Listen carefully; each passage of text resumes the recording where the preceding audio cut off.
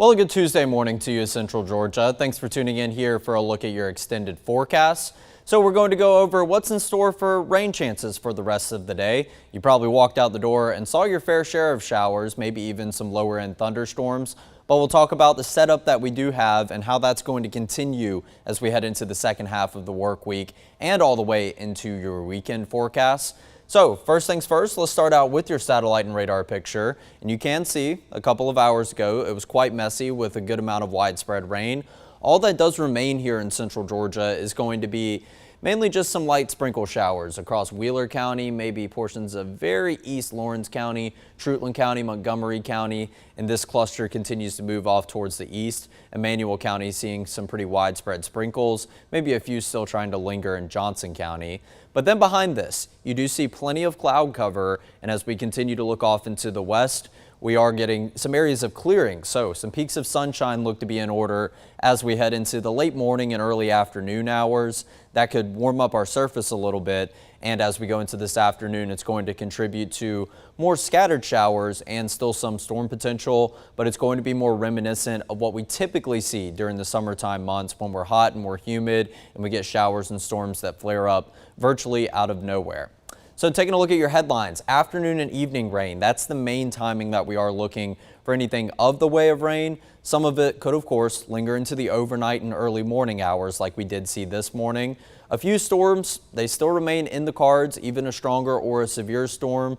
We're getting into June. We're approaching the beginning of the summer season. It's not all that atypical to start to see some strong and severe storms just scattered about, but looking at them to be more isolated in nature as opposed to widespread and organized, what we did see as of last night, that line pushing through. Staying warm and staying muggy, and that is going to be a big factor of why we continue to just see rain chance after rain chance on every day of your 7-day forecast. Here's the scene across all four of our sky cams here, just shy of the 11 a.m. hour. A little bit cloudy still up here in downtown Macon, but this is facing more of a northerly direction. I imagine if we turn this camera over to the west on top of Atrium Health Navicent, we would get an image kind of what you see down here at the Georgia National Fairgrounds. That clearing and cloud cover, some sunshine finally trying to dry up the wet roads and wet sidewalks we've had present all morning long. Dublin still a tad bit cloudy and seeing some peaks of sunshine down here in Warner Robins as well. Looks like there's a bit of a passing cloud providing some shade for some areas, but some sunshine to that luscious green grass down there off Cohen Walker Drive. Here's a look at your visibility. You can see that everyone is virtually back to normal now. Some areas of some patchy fog did build in throughout this morning. However, it was more of the rain that was a factor for your early morning commute, not necessarily that low level cloud cover. But if we do have standing water still at the surface combined with this humid atmosphere, we'll look at some areas of patchy fog, maybe even some dense fog to continue to build into your forecast that will play a factor in limiting your visibility as you make your way out the door. Here's a look at your temperatures, mid 70s, some low 70s, a couple of upper 70s. Everyone's still shy of the 80-degree mark, but now that we're finally getting the clouds to clear out and we can get a good image of some sunshine, that's going to continue to warm those surface temperatures. We'll see these numbers start to climb up to the 80-degree mark and not quite stop there, maybe a tad bit warmer than we did get as of yesterday throughout the warmest portion of today. Here's a look at the dew points map. Mix of light green and dark green, so still noticing that muggy air that you can wear in some spots. A little more bearable in areas where you do see the dew point temperatures in the 60s, but although a dew point temperature of 69 degrees as opposed to 70 from Butler over to Warner Robins, not really feeling too much different whatsoever. The humid and the muggy air mass is going to remain in place. However, we do have a frontal boundary that is trying to drive down from the north and the northwest as we go throughout today. Unfortunately, it's not looking to pass through central Georgia and push out all of this dark green color. However, it is going to kind of sit to the north of us, and we're going to be locked in this section of warm and muggy air for the foreseeable future. So your feels like temperatures, once you start to crawl into the upper 70s actual temperature wise, that's when the humidity plays more of a role in what it does feel like. Feels like 80 degrees in Americus, but everyone else still feeling pretty true to their actual temperature values, maybe even a little bit cooler in some areas because of that rain-cooled air that did just move through a couple hours ago. We won't see this for very much longer. We are going to see an increase in these numbers and seeing some of the warmer numbers over to the west and the southwest, those areas that were the first to get some clearing in the cloud cover. How about the winds and the wind gusts? A steady breeze, maybe about 5 to 10 miles per hour, an occasional gust up to 12 miles per hour up there in Baldwin County right now. But this blue color is not as widespread as it was as of yesterday. We had plenty of blue on the winds and wind gust map, even plenty of shades of yellow. We could even see some occasional gusts today that get above 15 to 20 to 25 miles per hour. That could be associated with a localized thunderstorm. Doesn't have to necessarily be of the stronger nature, but we do know yesterday was a pretty windy day. Even if you did have some rain, you did have some thunderstorms or not looking at as much of a breeze throughout your Tuesday afternoon. So now let's go to your surface map. Let's talk about some of these features that you do see just to the north of us, because right now, actually no real big scale features that are actually impacting our forecast down here in the south and the southeast. I do want to note there are a couple of yellow boxes approaching the Charleston area in South Carolina. That actually did sprout a tornado warning as of maybe about an hour ago. So we're continuing to see these strong and maybe even some brief spin-up tornado signatures associated with some of the storms all around us. Haven't necessarily seen it come to fruition here in central Georgia, but we did get 2 severe thunderstorm warnings as of late last night as we got close to the midnight hour. But let's go ahead and talk about some of these features. So number one, immediately to the north of us, you do see this stationary boundary. It's going to be that mix of the warm front and the cold front with the red and the blue icons right here. So you can see that the stationary front does move off towards the west of that low pressure center, which is up somewhere in central Virginia right now. And we do have a cold front immediately behind it. So that's going to be this continuous line of just the blue arrows that are pointing down towards the south. This cold front up here is going to act as kind of a driving mechanism for this stationary boundary. It's going to push this farther down to the south and the southeast throughout today. Although we're not necessarily looking at frontal passage with this, like I was referring to earlier. Both of these fronts, they may kind of merge together. The stationary front may kind of take over, but it's going to move a little bit farther to the south. And this is going to act as kind of a focal point of where rain is going to pop up over the next couple of days. There's going to be a lot of lift ahead of these boundaries, so wherever they do sit, it's going to enhance the lift of all that surface moisture. And of course, you combine that with just your general daytime heating, that rising motion of some of the warmer air that can obviously lead to the pop-up showers and thunderstorms that we're talking about to really just show up on the satellite and radar picture out of nowhere almost.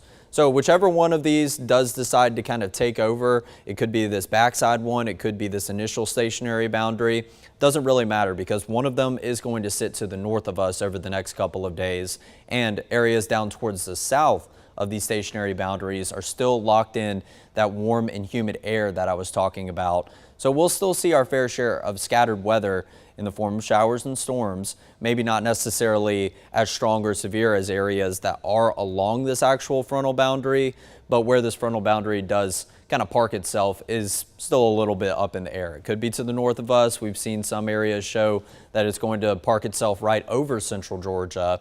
And once we get to the day one storm outlook, you'll kind of get a general idea of the fluctuation of where that boundary will sit over the next couple of days. Well, really just today, because that's the only day that we have to talk about in terms of the storm outlooks. First things first, we'll talk about the numbers. 86 degrees. So we were about 4 degrees shy of average for yesterday. I think it was 85. So we did have a little bit of some mishaps and maybe a little bit of some bad readings with the weather data at Middle Georgia Regional Airport. 67 was our low yesterday, and that was right on par. So we did see almost a 20-degree increase from that morning low temperature, even into the afternoon high temperature, despite plenty of cloudy skies and plenty of rain throughout the day. Record high is 100 back in 1954. Still very thankful we are well shy of the triple digits, and very thankful that we are out of the 50s, not feeling a chill in the air whatsoever like we did back in 1931. It says we didn't record any precipitation yesterday at Middle Georgia Regional Airport. Not necessarily buying that. The rain was pretty widespread yesterday, so maybe they just didn't quite get the numbers off the sensor. They need to do some tinkering to figure out that actual value, but we'll figure that out over the next couple of days. I do anticipate that we're hovering a little bit above this number of nearly 0.4 of an inch above where we should be this time of year in terms of rainfall. 6:26 was the sunrise yesterday, 8:42 was the sunset. We're going to keep a close eye on those times over the next couple of days because we have about 10 days until the official start of summer, which is the longest day of the year. After that, sunrise will get a little bit earlier and sunset will be a little bit earlier as well. Hour by hour, let's talk about those temperatures. Mid 70s, upper 70s, it does finally look like we see a good jump for the temperatures that we have been receiving all morning. They haven't fluctuated much under the cloud cover and under the rain-cooled air, but as the clouds continue to break apart, we're expected to rise up somewhere into the mid 80s today. You can see this meteogram right here has us topping out maybe around 84 degrees, fluctuating between 84 and 85 as we go into the warmest portion of the day. The high temperature, once again, is going to be dependent on what time the rain does start to pop back up into the picture later on this afternoon into the evening hours. But your forecast for today is still remaining the same. We've seen some changes throughout the morning hours. We've seen us added into a severe weather outlook. Overall, it's still going to be a very summer-like day. We're going to get partly cloudy skies. You're going to warm up during the first part of the day. I still think a high temperature in the upper 80s is definitely within reach. And of course, probably going to feel a little bit warmer because the humid air remains in place. Not quite getting to average, but we have plenty more days for the rest of the week that are forecasted to be pretty close to where that average high temperature of 90 is going to be. Scattered showers and storms. So yesterday we had more of a driving force associated with our potential for some rain, and we do have another one of those today. However, it does look to be just to the north of us, so maybe not necessarily as widespread in nature. That's why I say it's going to be more of a summer-like day. You warm up, you get your sunshine during the first half of the day, and then rain starts to sprout as we go into the warmer portions of the afternoon in light of warmer temperatures and in light of plenty of humidity present. A steady breeze, maybe about 5 to 10 miles per hour out of the west. Some occasional gusts can get above 15 miles per hour, and that's really going to be those areas where you start to get some heavy pockets of rain, maybe associated with a low-end thunderstorm or even a stronger storm in nature, because that does remain in the cards today. Now let's talk about Future View. What does it have to say? Future View has struggled very, very much over the last 3 weeks, but we're continuing to kind of get a better idea of what's in store later on today. This is flash forwarding a couple hours, so I know I did just start the graphic, but you see right here the timestamp 3 p.m. later on your Tuesday afternoon. Starting to see maybe an organized line of rain, a couple of pockets of heavier rain, so some thunderstorms pushing in from the north and the northwest. It does look like mainly is going to be fairly broken if this line does try to push through, and I'm not necessarily sure that we will see the organization that Future View does say with this, but we are looking at this to kind of pop up and sprout as we get into the late afternoon and evening hours, just like we did see with yesterday's rain chances. Some pockets of red within there, so you can expect maybe a stronger storm or two in nature. Once again, it's just not atypical as we have the heat and we have the humidity present. We're nestled between the Gulf and we're nestled between the Atlantic, so we continue to have moisture available to us virtually nonstop during these summertime months. And like I said, when you get the warmer temperatures, that surface heating, that rising motion of that warm air at the surface will pick up that moisture and it will continue to lift it up into the sky, and that's going to produce some higher cloud tops, but it's only going to do that in isolated areas for the potential for stronger or severe weather. But maybe a little bit of organization today behind maybe a little bit of organization today behind today's chance for seeing some scattered showers, maybe even some storms in nature. As we go into the cooler portions of the day, just like this past evening, we'll once again see most of this activity start to weaken in nature. Some rain still may hang out during the overnight and early morning hours, may welcome you out the door for your Wednesday morning. But overall, the activity looks relatively benign compared to what we're dealing with for this afternoon and evening. So 8 a.m. on Wednesday, starting to get some peaks of sunshine. Doesn't really look like activity starts to flare up until we get just past lunchtime. Temperature is going to be warm once again, getting some clearing in that cloud cover. A lot more scattered tomorrow because it does look like that boundary may sit just to the north of us. So we're just going to be in that warm and humid section of air.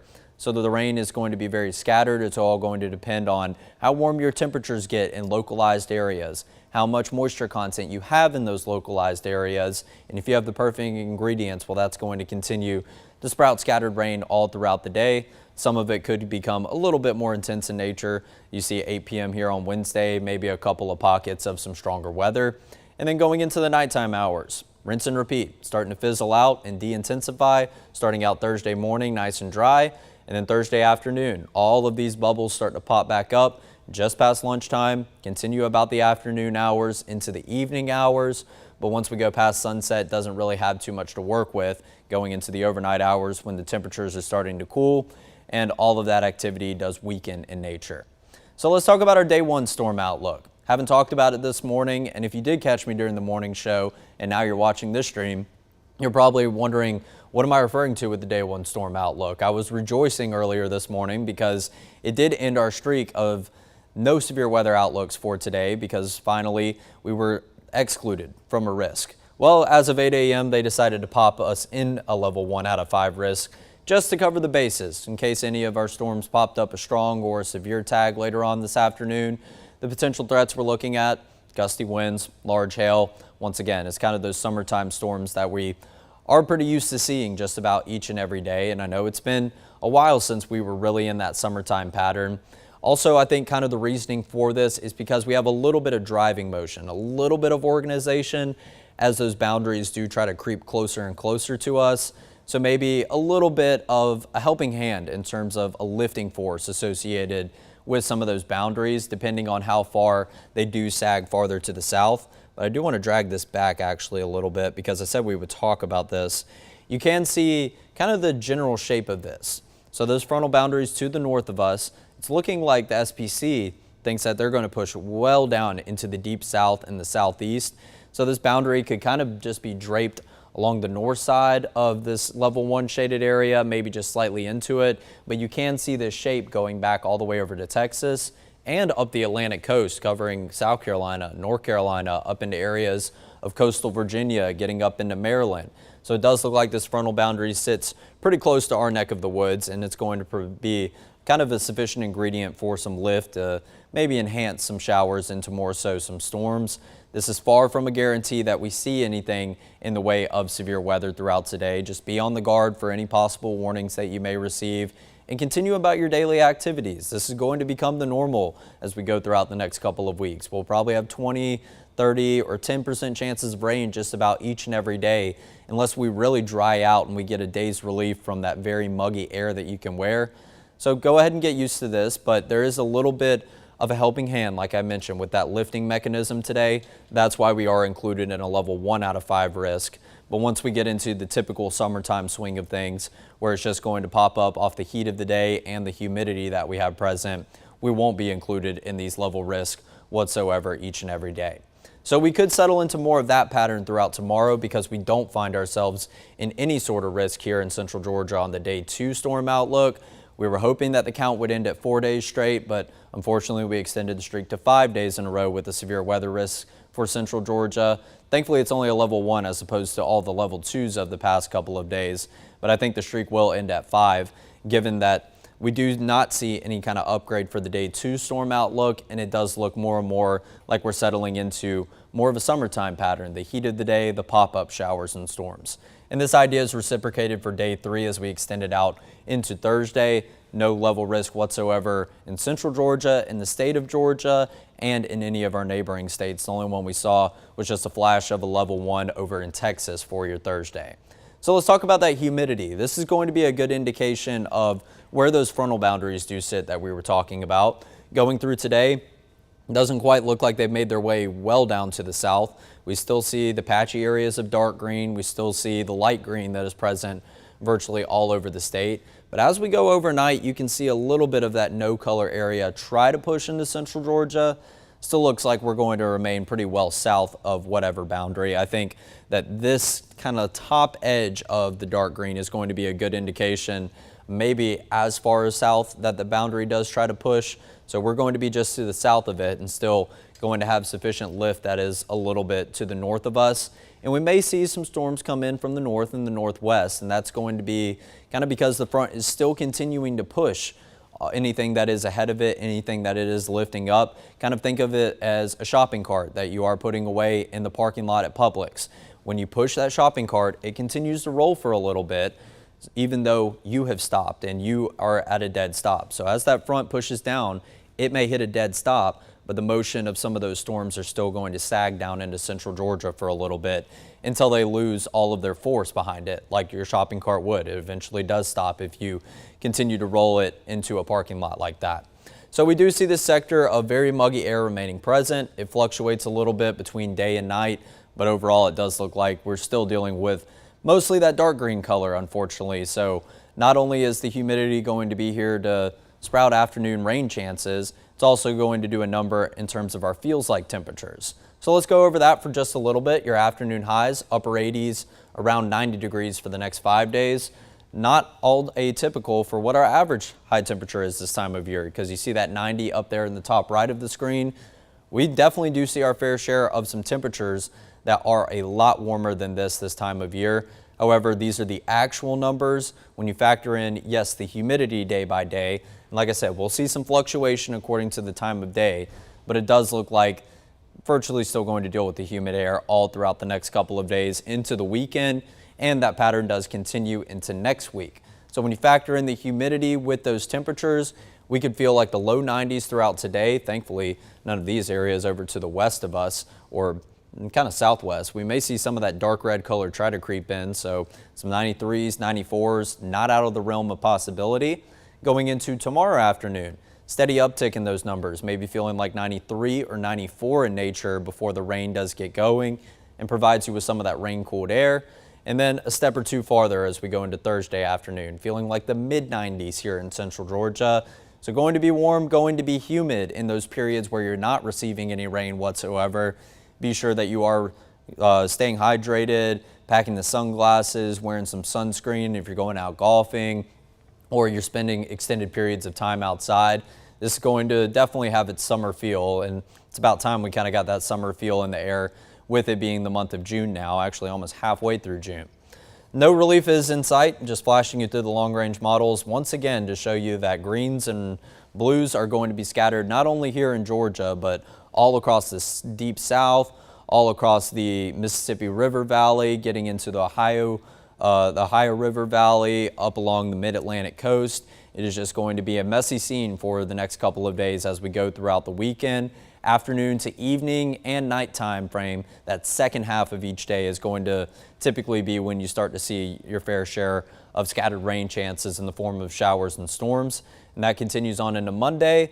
As far as we can go out is Tuesday at 4 p.m. and there's plenty of shaded areas that are really close to us, but maybe we'll finally get some light at the end of the tunnel. Maybe we'll finally see a good indication of a front sweeping through to usher in some slightly drier air. Here's a look at your 7-day forecast. Steady uptick in those high temperatures, but overall just kind of bouncing around from the upper 80s to near 90 degrees, probably feeling a little bit warmer each day. A thunderstorm and a partly cloudy thunderstorm icon will exist each and every day. I know rain chances once again crowding any of your weekend plans, and especially Father's Day on Sunday. Just continue to play it by ear because there will be dry stretches with some sunshine that are going to be warm and muggy. Maybe lucking out and not seeing anything in the way of rain. These chances are a lot more scattered than what we did see as of yesterday. So go ahead and keep those outdoor plans. If things get dark, things get a little bit loud outside that are kind of approaching near you, then of course make plans to go inside, ride that out from the safety of indoors, and then after the storm does pass you, then you're good to go back outside. That's all it is. It's kind of a duck and dodge game once we get into the summertime months. So don't fret it. It's just kind of the name of the game as we get into the summertime months. If we have any warnings, of course, we're going to continue to keep you updated if any of those do sprout during the afternoon, evening, nighttime frames. And hopefully the mornings will be a bit of a sigh of relief and we can get some beautiful sunrises to welcome you out the door each and every day. But I do have a hard out because coming up, I do believe Mayor Lester Miller is going to have a press conference to address the Bibb County Jail here. So you can go ahead and stay right here on 13 WMAZ+. We're going to pop up that stream here momentarily, but that will do it for today's edition of your extended forecast. We'll check back in with you at 10:30 once again tomorrow.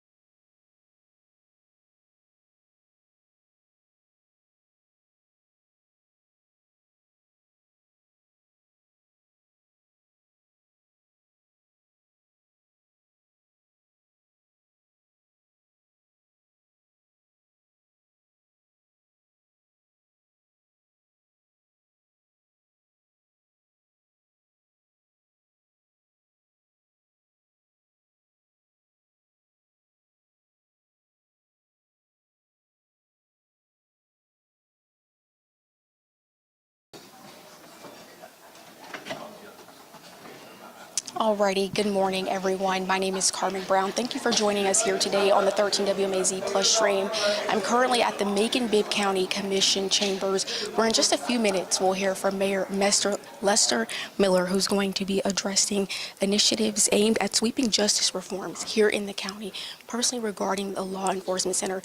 This comes 2 weeks after protesters were standing outside the jail demanding changes and safer conditions for inmates. This comes nearly a week after an inmate was stabbed to death. And I actually talked to that victim's mother, and she was also part of the group who said that she was hoping for changes coming to the Law Enforcement Center. Now, we also will possibly be hearing from local leaders like law enforcement and social justice groups. I saw Coroner Leon Jones, I saw District Attorney Anita Howard, also MVP will be here, Macon Violence Prevention, Mr. Jeremy Grissom, who leads that. I saw him here. So again, we're not sure what exactly we'll be hearing when it comes to those initiatives, but Mayor Lester Miller is planning to address those. And so that kicks off at 11 a.m. here at the Macon Bibb County Commissioner Chambers. And so I'm going to move my mic to the front so that you all will be able to hear. And then afterwards, I'll do a recap for those just joining or that weren't able to hear what was said. So I'm now going to go ahead and place my mic and get set up so that you all will be able to tune in at 11 a.m.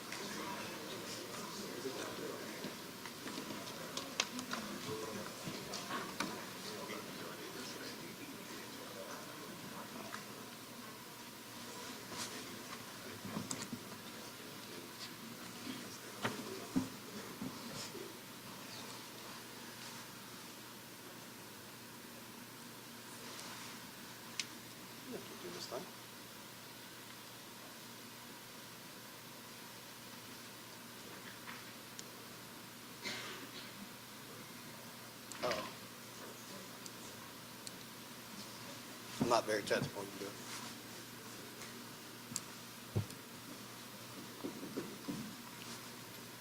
Well, good morning. First of all, I'd like to thank everyone for joining us here for this very important announcement today. We are here today because public safety remains our top priority in Macon Bibb County. This includes promoting public safety at the Bibb County Law Enforcement Center. Today, we are announcing significant new and expanded initiatives to make that facility and our community whole and safer. The initiatives that we will discuss today are the result of months of planning, research, conversations, and collaborations. We have several important partners that we have here today, and we will introduce those as we get to them in the program. But I want to thank each and every one of them for taking my calls, for taking time to meet with me, to have open, candid conversations, some that got a little testy, some that got a little emotional, but all for the good of Macon Bibb County.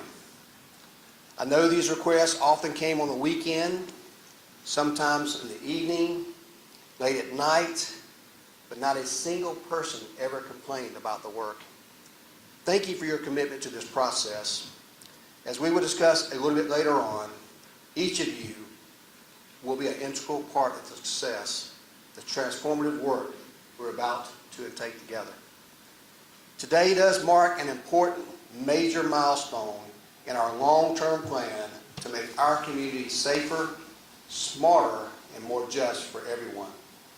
Before we talk about the details of these new initiatives, I want to first acknowledge the recent tragic events at the Law Enforcement Center, where several inmates were injured and one young man in particular, Mr. Brill Jaheen Johnson, died. I've been in touch with members of his family. I plan on meeting them in the very near future to discuss some options. But sympathy alone is not enough. We all know that. So I'm going to provide you a summary of what we will talk about today. These are the new initiatives that we're announcing at this time. So we're announcing 6 interconnected initiatives. Number 1 is the formation of the Macon Justice and Wellness Task Force. Number 2, we'll be launching a full inmate audit. Number 3, we will be launching a program called Macon Justice Works. Number 4, enhancing and expanding the Macon InReach program. Number 5, creating a jail-based competency restoration program. And finally, today we'll be releasing our request for qualifications to begin the process of planning for a jail expansion. As many of you know, before becoming mayor, I practiced as an attorney for some 30 years. All of that in Macon-based. But during my 30 years of experience, I had the opportunity to represent people, individuals that had issues similar to those that are in the law enforcement center during their incarceration and after their incarceration. At that same time, I had the pleasure to work at the district attorney's office, even prosecuting cases, but helping do legal research as well for almost 8 years. I've also had the opportunity to visit jails across the state of Georgia to compare what they had going on compared to what we have going on here in Macon.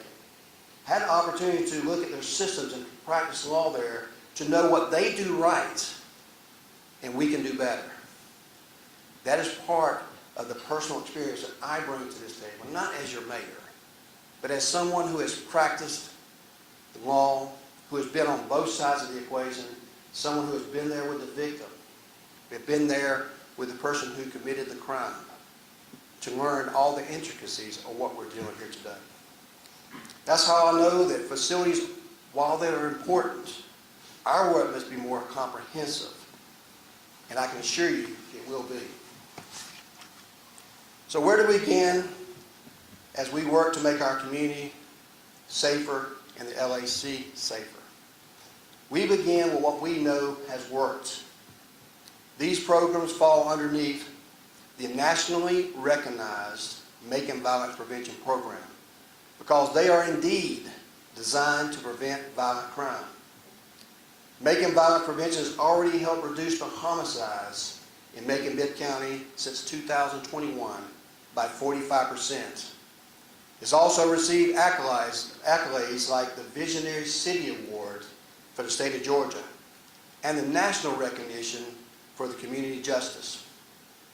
You know, the key to success for the Macon Violence Prevention Program is the buy-in at every level and a fully collaborative approach among our partners that you see here today. We will implement that same model here with the appointment of our Macon Justice and Wellness Task Force that will operate as part of the MVP program. This time I'd like to have those that are in our Macon Violence Prevention Program to stand and be recognized.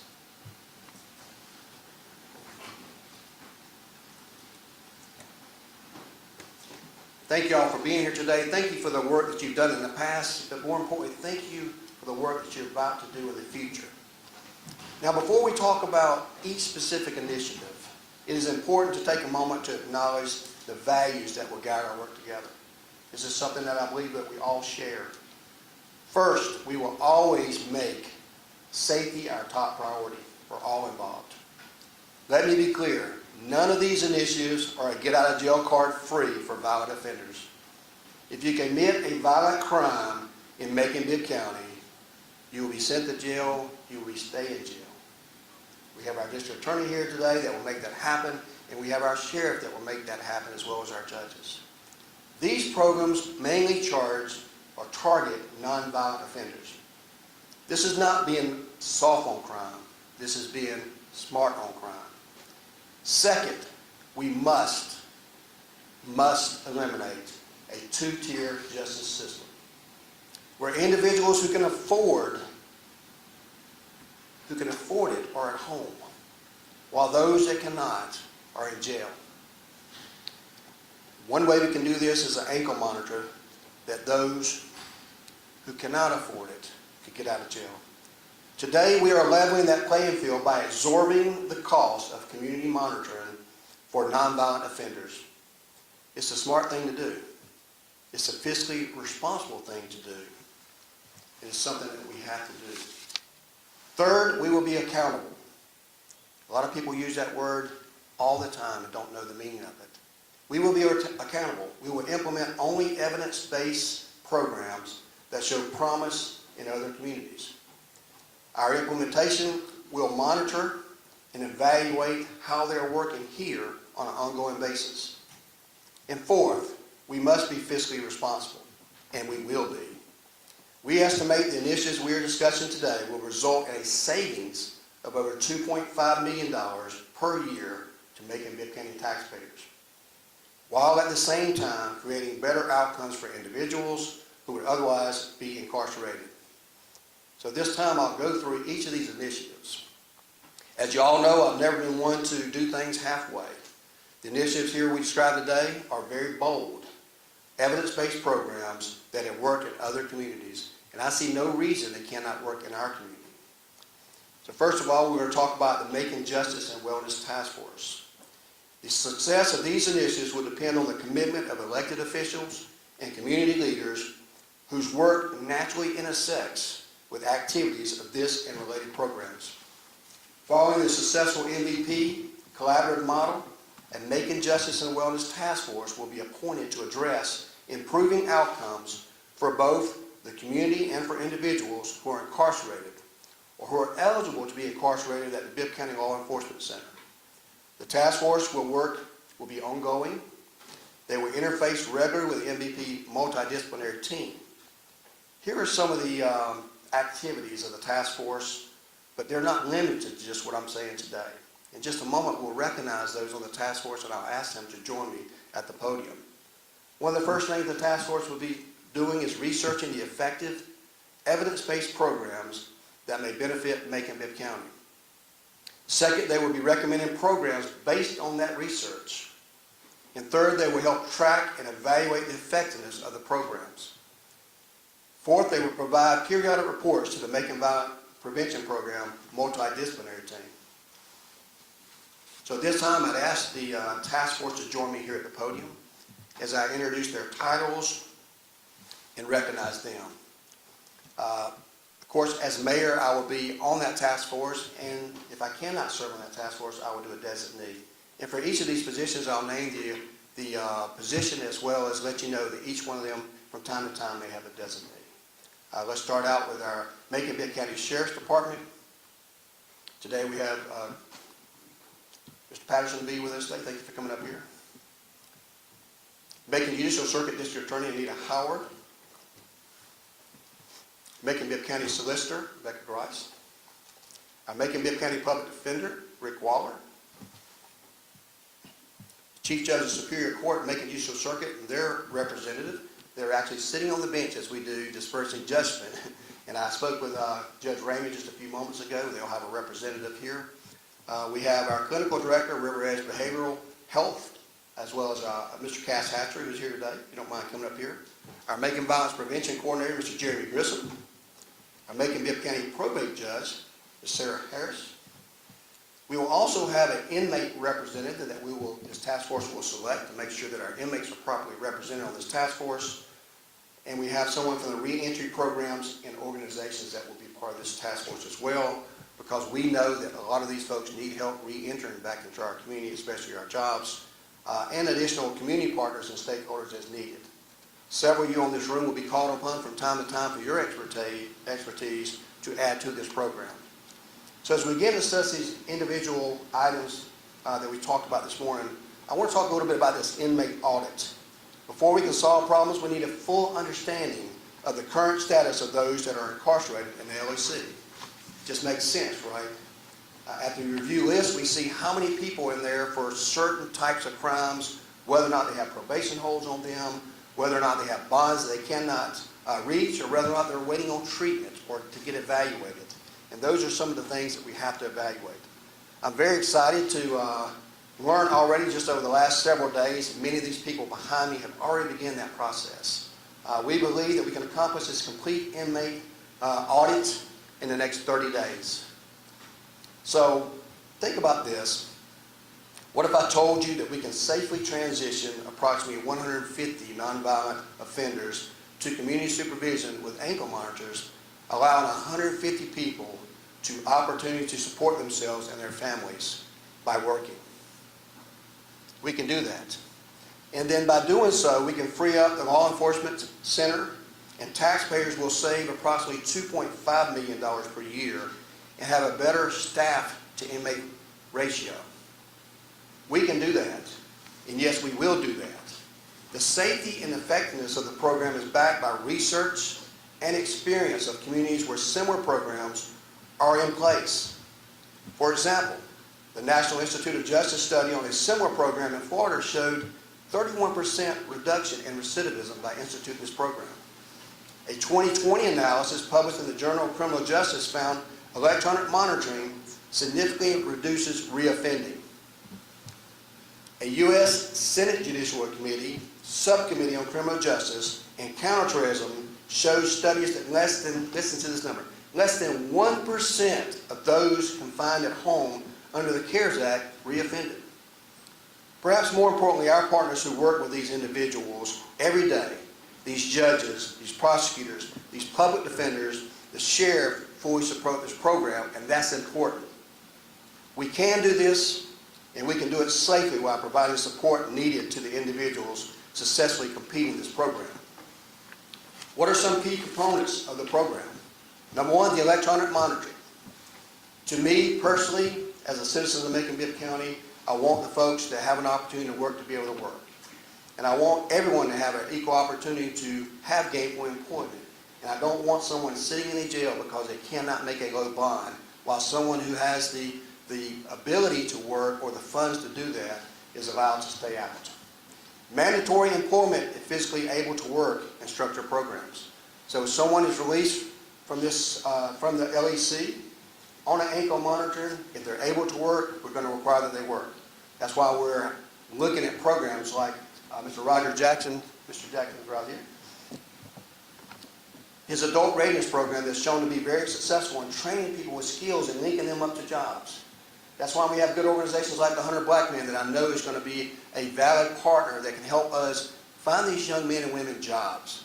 That's why we have several businesses that I personally contact and ask them, can you hire one? Can you hire two?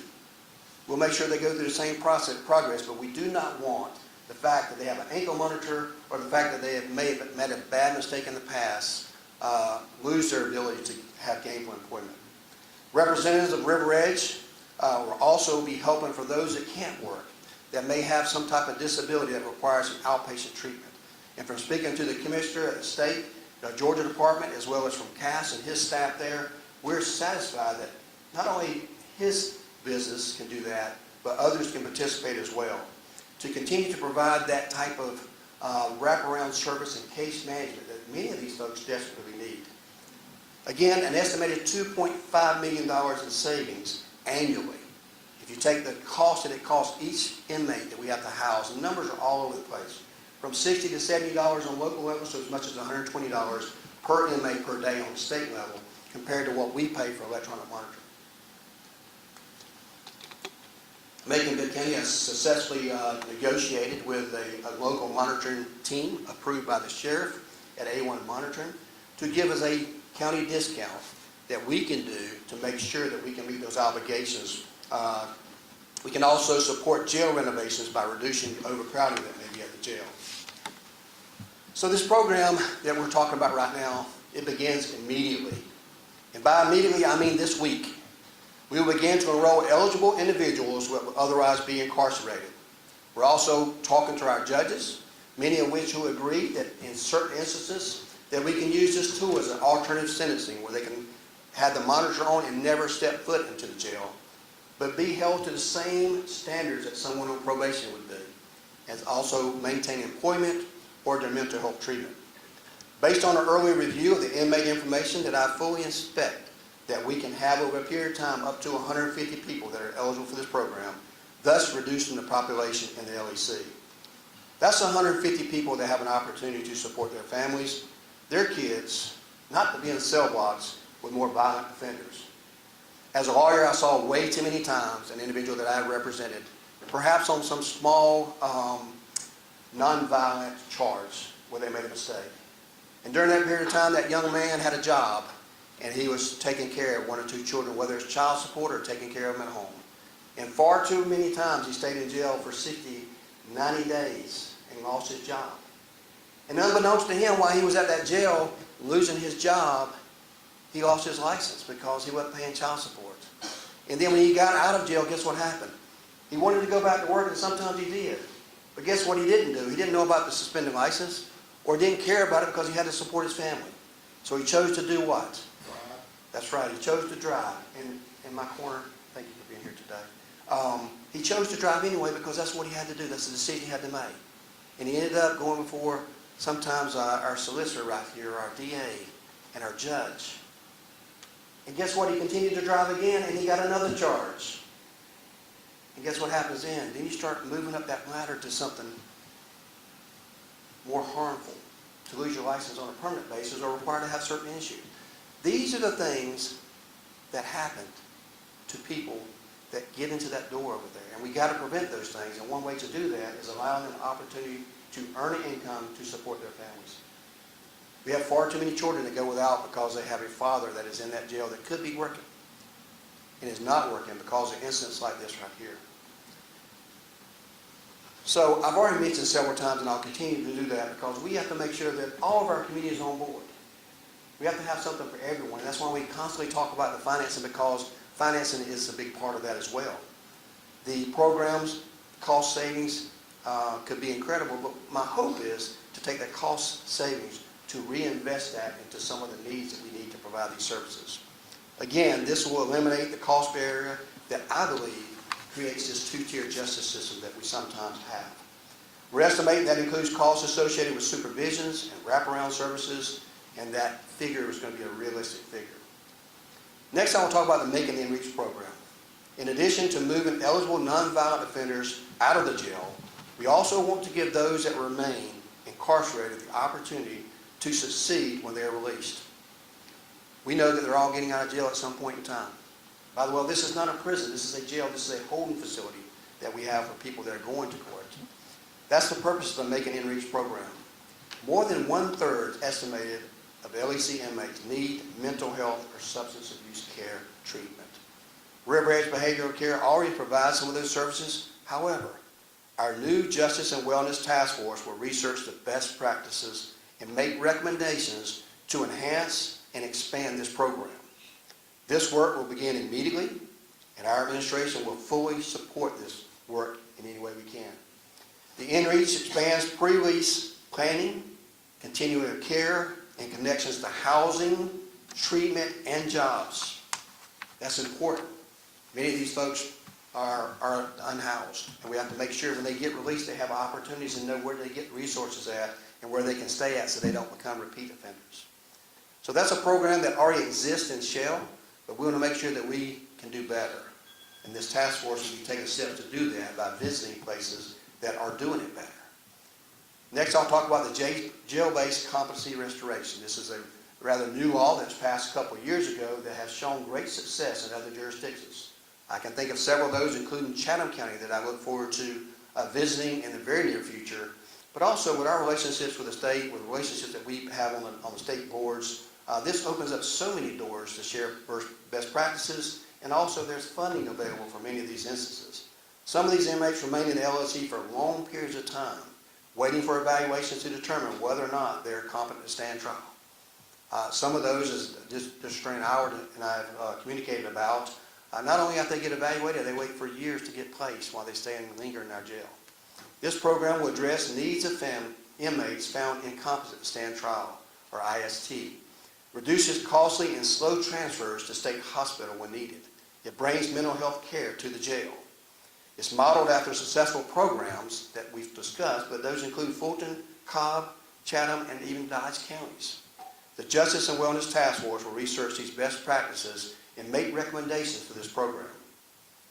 So let's talk a little bit about fiscal and public safety benefits. Again, this saves money by reducing unnecessary incarceration for individuals that could be working. It reduces recidivism, which ample data has supported. It allows reinvestment in prevention, treatment, housing, and economic development and opportunities. So finally, I want to talk to you today about the final item on the agenda. And I have in my hand here a copy of an RFQ. That RFQ has been filed today, and you'll be able to look at that online shortly. We are moving forward with getting people, those who have committed nonviolent offenses, who may already serve more time than required, out of their cells and back home to their families, allowing them to work and support their families. We're ending the two-tiered justice system, which currently lets people with means avoid jail time, and those who can't afford bonds sit in the jails. We're going to help people who are currently in the LAC get more help that they need. We're going to help the people that need us most, that's lost in the justice system, get the justice they deserve.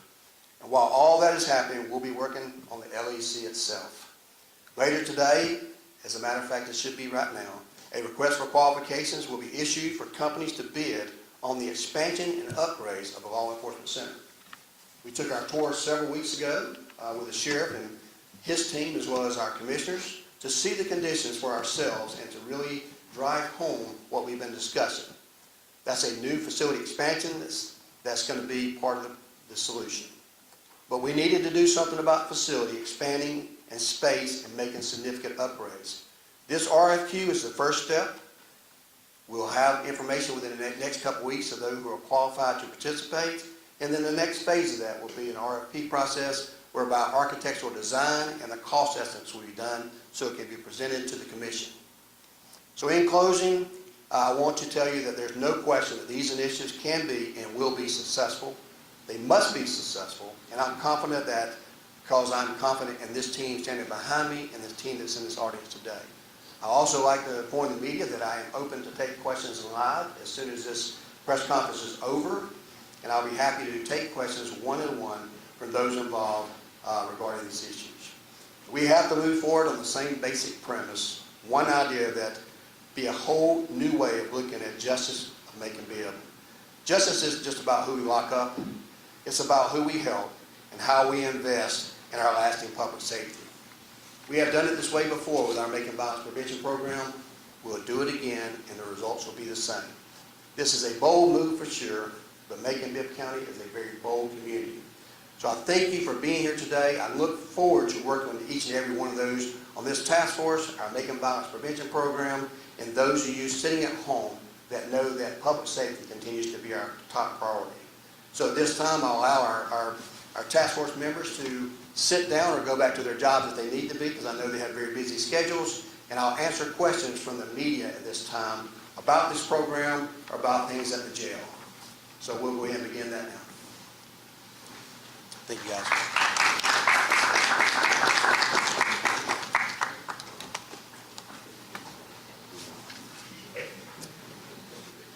Questions from media? Yeah, the mic is on. Hi, William Bazone for WGXA News. Mayor, my question to you is, of the six new policies that you guys are implementing, which one do you feel is the most important to you as the mayor? Each of these are equally important. It's hard to distinguish between numbers 1 through 6. I will tell you the most immediate will be the inmate audit that many of our task force members have already begun to do, which I think is significant to know why the person is incarcerated, how long they've been incarcerated, are there services that need to be provided to them, and are they one of those that could be considered a nonviolent offender that could be released on electronic monitoring. Of course, today we're already rolling out the RFQ, so that will begin today, the process on the new expansion of the jail, and we'll get those prices to bring back to the commission. But each of these are very important to each other. They all work together. Addressing the mental health need, this is not just a Macon Bibb County thing. This is a United States of America thing. We're grossly underserved on our mental health, and of course the state of Georgia lags way behind. That's why I'm glad that we have partners like the state that's going to be fully cooperating with us on this issue and give us the expertise and guidance that we need. Next question. Thanks, Mayor. What's going to happen to the land that was purchased for the new jail that's not going to be a new jail now? Well, first of all, we haven't said that it's not going to be a new jail. What we're saying, and the most immediate thing that we can do to act very swiftly is to make sure we look at doing an expansion on the current premises. Once we get those figures and know how much it's going to cost to do that, how that affects our budget for SPOS and other things and our debt services, we'll begin to look at what the future needs may be for Bibb County. Quite honestly, eventually there will be a new jail built. That property there is an ideal location for that property, and certainly you could do a phased approach later on. But our most important thing now is to address the immediate needs that we have with the expansion of the jail. How quickly do you think the up to 100 inmates could get ankle monitors? And you said that it's starting this week. Well, that's a good question. I think working together with our court system, I think some of the ways that we can address that very quickly is to during this inmate audit, it's going to show how many people have been there 30, 60 days with a very minimal bond. So when a judge gives a bond, that tells me that, number one, that bond signifies not a flight risk or a risk to the public that that's not compensated by the bond. So in that respect, we will let somebody out of a bond situation with electronic monitoring only if they can get a job or go through one of our programs, if they're physically able to do so. So I think that is the first immediate step that we can do. There are several that are on probation that we'll be talking to the court about. One good thing about having the members of the task force that we have on there with the vast experience that they cover is knowing the processes and how they work. For example, this group can get together to make significant changes on how we do our probation violations to make sure that when someone's arrested for a new charge, we can expedite that process, whether it's a technical violation or whether there's new charges. From time to time, I've had conversations with our DA about we may have somebody on a very minor probation violation in Macon Bibb County. They may get arrested somewhere in Atlanta for a drug case, and they get them out of their jail into our jail, and they sit here for about a year waiting on drug reports to come back in. So I think that we can start making a dent in the next 30 days on that number. The other thing it does is there are some counters that's coming up where people will probably be going to jail for minor offenses that can't afford the electronic monitoring. This will give them a sort of a pretrial diversion. So I can think we'll start counting some numbers on that this week, but we first must do our inmate audit first. Also, I need the expertise of the DA and the solicitor, the people that know these individuals at the jail, to make sure that just because they look good on paper, make sure there's not going to be something that we have to worry about that we may not know off the record. So they'll participate in that process, they'll approve any list, and of course the judge will be granting the orders. Next question?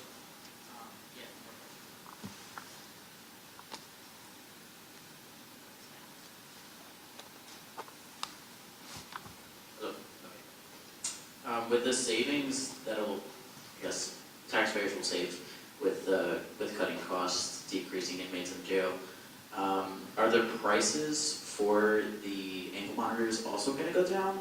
Yes, sir. What are you talking about for the county rate? For a person, an inmate would have to pay to have the ankle monitor, correct? Macon Bibb County will be paying the fee for the inmate. Yeah, so we want to remove the barriers.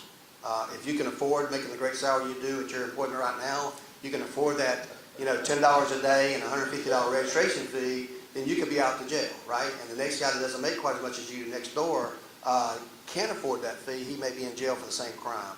That's what we call a two-tier justice system. It's something we want to prevent from happening.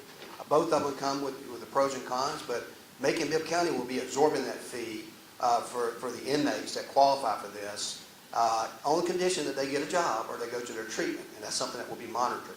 How will we do that, you ask? We've budgeted money in our Macon Violence Prevention budget already this year that will take care of those needs, including our mental health treatment as well. Do you have that number off the top of your head? The number we put in our budget, Yes. the total budget is $500,000. That's what we put in our budget for the program. It's going to vary from time to time. We were able to negotiate a no registration fee, which generally costs $150 per inmate with the company, as well as a reduction to about $675 per day, as opposed to the $10 a day that most people will have. Because we do expect to have some volume there, and it'd be beneficial for all involved. Next question. Mayor, one question I had, how long will planning the expansion of the jail take for you guys? So the RFQ is already posted right now. You can feel free to review that. We have a 2-week, I think, July 26th, I believe, is when all proposals are due. And then we'll begin to get the pricing for that. Once we get the pricing in architectural, that'll go back before the commission. If they vote to approve that, then of course we will allocate the funds necessary to begin the process. So I'm not sure how the whole process will take place. Our plan is to close a portion of Hawthorne Street, which is directly behind the jail. That will allow opportunity to remove a building that's there, the Higgins building there now, to give more space. More importantly, it will allow us to be able to link where we presently house inmates in the, I guess, mental health infirmary type, to kind of group all those services together. Ideally, we'd like to have at least 25 more bed space there for those that are not getting out of jail that have some mental illness challenges. So that will be some of the first priorities, but we're going to leave that up to the sheriff. The sheriff is supportive of this. He's been a partner of ours on this from the very beginning, and we'll let him drive the train as far as that is concerned. Macon Bibb County will continue to monitor the budget on that, but that's the location it will be going in, and we expect to get some prices on that probably about 90 to 120 days before we start getting some pricing on that. Next question. The expansion of the new jail underway, are there any talks right now about either closing down the old section of the jail still? Is that in conversation at all to address the conditions that are there in the short term and right now? Well, conditions is a large word that's subject to interpretation. What this program would do by allowing people, non-violent offenders to get out, it's like to say. What the program would do is allow us to decrease the population of the jail, which will free up certain parts of the jail that can be addressed for cleanliness, any maintenance that needs to be done. The jail, having a new jail right now is not going to solve the problem. We have multiple issues to address, and if you don't address some of these issues in a brand new jail, you have the same thing. But right now, the quickest way we can address these issues is by doing the expansion, but it will allow the opportunity to perhaps move the most violent offenders to one location where they have more restrictions, to move those that have some mental illness to a location where they're protected and they get the service and the medication that they deserve as well. And then the rest of the jail, we anticipate we have less disciplinary issues. Keep in mind that inmates bear part of the responsibility here, and a large part of what happens at that jail is inmate driven.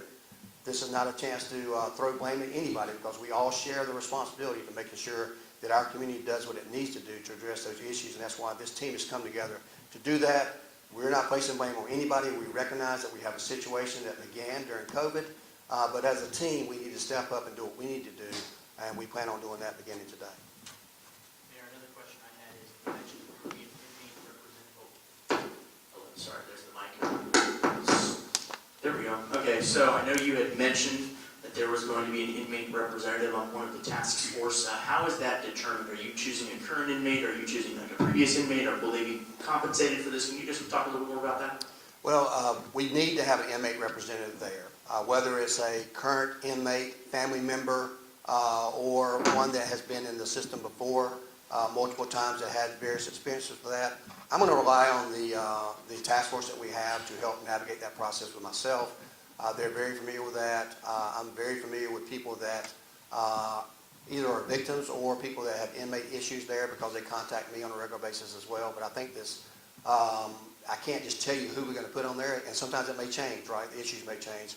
There's no compensation for being on this board, but we do realize that inmate representatives don't have budgets and they don't have accounts that they can use or funded visits. So if we have to go to Chatham County, the expectation would be that we have to provide either stay or travel for those that are participating on that. And if we have overnight stay, of course, that would happen as well. So we want to make sure that we remove any barriers for that inmate representative, just like we would for our own people. Yes, sir. Mayor, how did you come up with the number for 150 inmates to be released, and will the jail not be overcrowded after that? Well, as of this morning, we have 1,018 people on there, and of the 1,018 people that are presently there, I can tell you how many are on probation violations, how many are sitting there on city charges, state charges, probation violations for felonies, misdemeanors, and how many have a bond they haven't been able to make for over 90 days. That's a lot to say. But how we come up with this is basically looking at that list, looking at the folks that we know that are eligible for bond, looking for folks. It's not just about the people that are there.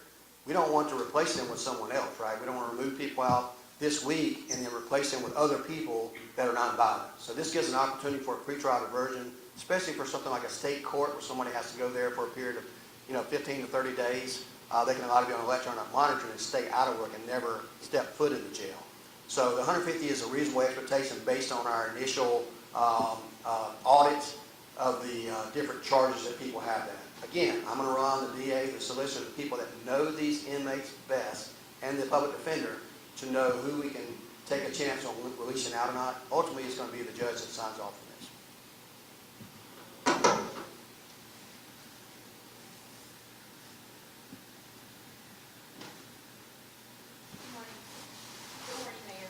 Quick question for you, sorry if you already addressed this. In relation to this supervision program, you mentioned it kind of leveling out that staff to inmate ratio. Are there any plans to increase staffing levels as well along with this? Well, that's always the plan, right? We just spent some of the school safety money on giving $5,000 increase in pay for new officers, and certainly if new officers go there after they're properly trained, there's incentive to do that. It's always, I know the hope and desire of the sheriff, he continues to do this on a daily basis to hire the most qualified people he can have. Staffing is always an issue everywhere, every job that you do, and it's not just Macon County. So certainly staffing is always going to be, but if you think about if you can remove 150, 200 people and get back to a level of 750, 800 people at the jail, the staffing ratio is going to be already increased without having to hire new people. Certainly the hope and desire is to hire as many people it takes to run the jail properly. Thank you. Is that all the questions? All right, it appears all the media has asked their questions. We'll be happy to do any follow-up at a later time, and I believe the RFQ has already been released. Thank you, Task Force and members of the Macon Violence Prevention Program for being here today. Thank you, my commissioners, for coming today. I guess you were in the building today. Got the release. We appreciate you being here, and of course this will come back for you for a final vote when the funding requirement is necessary. So this concludes our press conference today.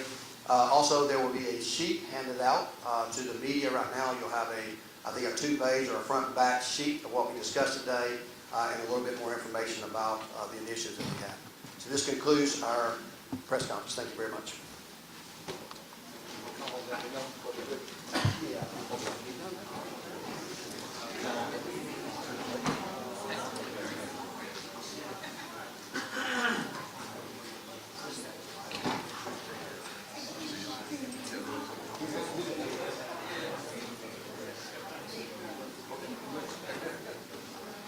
Thank you.